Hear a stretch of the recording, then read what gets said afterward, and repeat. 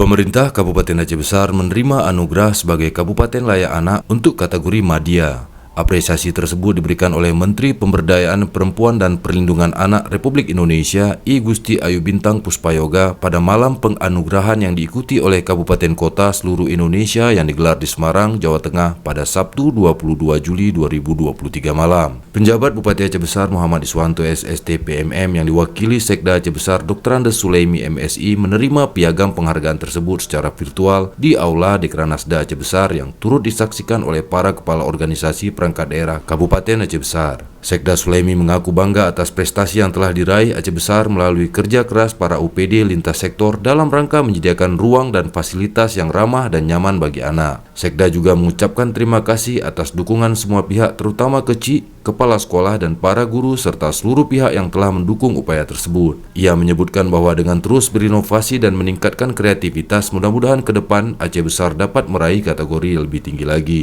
Sementara itu, Menteri Pemberdayaan Perempuan dan Perlindungan Anak Republik Indonesia I Gusti Ayu Bintang Puspayoga mengatakan anugerah tersebut diberikan sebagai bentuk apresiasi atas kerja keras dan dukungannya untuk memenuhi hak-hak anak melalui berbagai kebijakan. Penghargaan tersebut diharapkan dapat memicu kreativitas semua pihak untuk semakin gencar memenuhi hak anak dan dapat meraih penghargaan lebih tinggi lagi dari saat ini.